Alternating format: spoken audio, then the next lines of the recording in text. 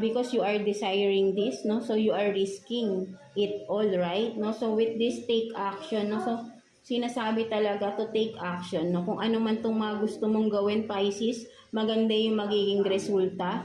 But then of course, sa umpisa, mahirap yan. Don't expect too much, no? But then just go with the flow.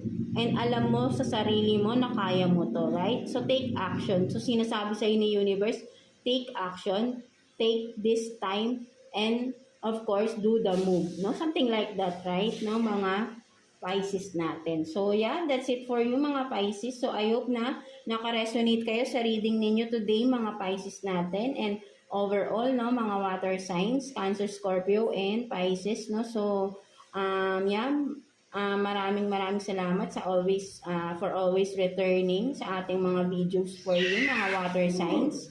So, yeah, see you again sa next video